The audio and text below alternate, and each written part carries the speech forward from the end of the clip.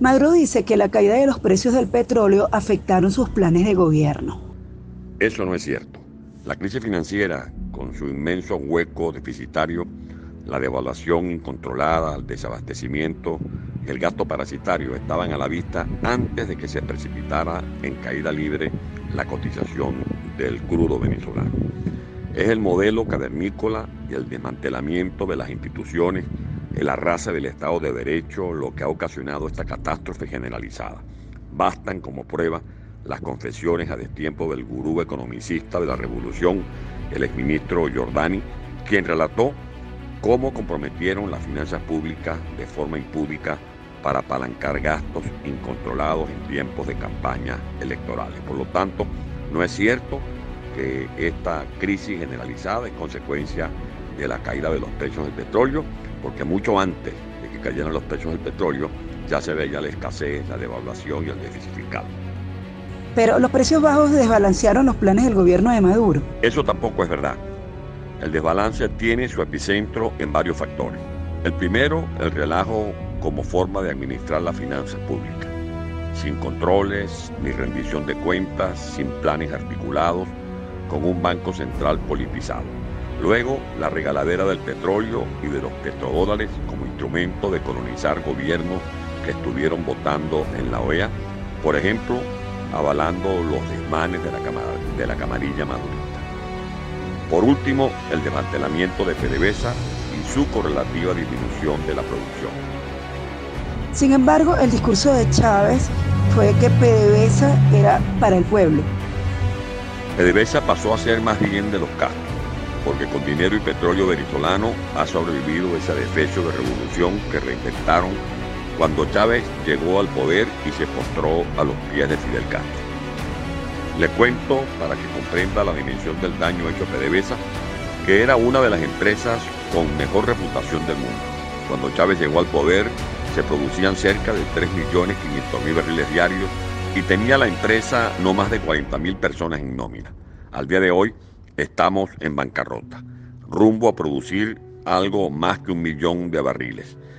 Hemos perdido en estos últimos meses un promedio de 500.000 barriles diarios que equivalen a más de 12.000 millones de dólares. Por eso estamos quebrados.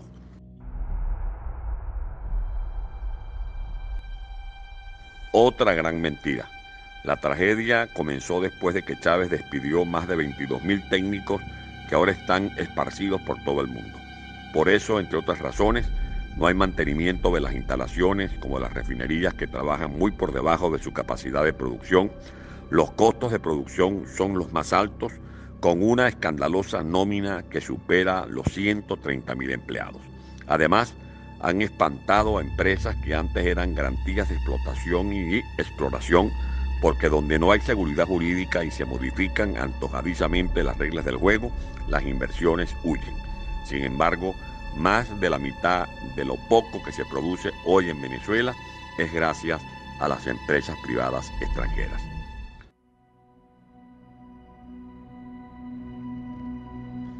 Lo primero es renegociar la deuda pública.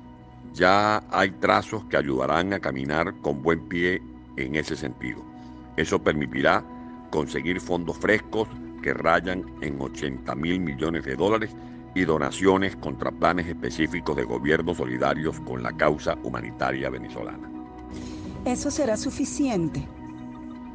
Hay otros capitales como los que habrá que repatriar y los que se hará necesario rescatar. Repatriaremos esos capitales que se fueron por miedo a la inestabilidad política y a la ausencia de confianza y condiciones jurídicas. Son dineros depositados en el exterior que están, de alguna manera, justificados. Se les garantizará a sus propietarios que no serán asaltados, que tendrán la posibilidad de hacer inversiones confiables y rentables en Venezuela una vez que rescatemos la República.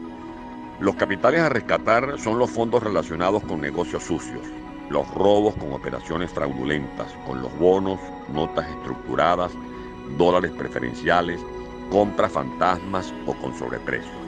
Esos dineros hay que seguir detectándolos y rescatarlos para financiar los planes de reconstrucción del país. Nada más con rescatar lo que está en Andorra y en Suiza, se financiaría un plan de rescate agrícola y pecuario. ¿Y cómo comerá la gente en medio de esta hambruna? Lo primero que debemos hacer es usar los recursos financieros que se tramiten para garantizar una masiva importación de materia prima que permita reactivar el aparato productivo del país. También hacer puentes aéreos y circuitos por tierra y mar que hagan posible traer alimentos, medicinas y repuestos esenciales para que atendamos la emergencia humanitaria.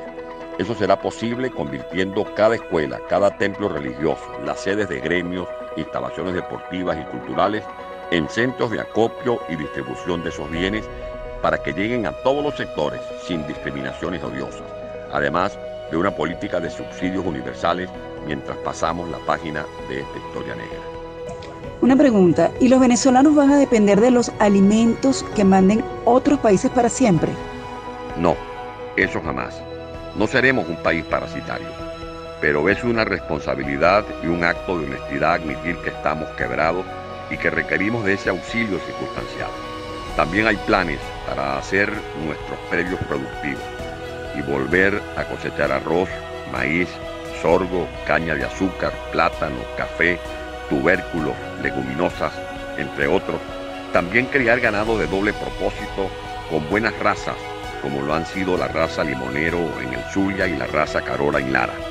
Hay que recuperar esas 6 millones de hectáreas que están ociosas, darle a los agricultores y a ganaderos sus títulos de propiedad, hacer un censo confiable, que los gobiernos apoyen esta actividad garantizando la colocación de semillas certificadas, los pesticidas, fertilizantes, la maquinaria agrícola con empresas de servicio y apoyo técnico, los créditos oportunos, una política de precios justos, una buena vialidad, centros de almacenamiento y distribución de los rubros, una red de embalses y sistemas de riego, una política seria de seguridad para enfrentar las bandas delictivas. Si esa agenda se cumple, vamos a poder sembrar y cosechar en Venezuela en abundancia. ¿Qué otras urgencias tendrán que atenderse en Venezuela? La salud de la gente. Debemos detener cuanto antes las endemias como la malaria, el sarampión, la difteria y la desnutrición de nuestro pueblo. Sin una adecuada alimentación, ningún pueblo es saludable. También es indispensable servicios de agua potable y la canalización de aguas servidas, porque eso también es salud. Hay que equipar los centros de salud, iniciar un masivo plan de vacunación. Eso será con ayuda internacional. Luego nuestros centros universitarios y tecnológicos podrán crear los polos farmacéuticos para producir medicamentos genéricos. Una atención especial merecerán nuestros ancianos, nuestros abuelos, porque un Estado que no garantice la atención digna a sus niños y a sus ancianos es un Estado indigno. ¿Qué cree usted debe hacerse con el esquema cambiario? Esos son los enredos que hay que desatar cuanto antes.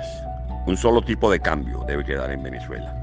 Enterrar ese arcaico método de controles de cambio y de precios que no han servido sino para atrofiar las variables económicas y sociales. Hay que hacer reformas comerciales urgentes. Establecer un tipo de arancel que no supera el 8% y una política impositiva que no frene las inversiones con un IVA, por ejemplo, que no rebase el 10%. La base de todo esto será la gobernabilidad, la estabilidad política, la seguridad jurídica y el respeto cabal a los principios vertebrales de nuestra Constitución Nacional.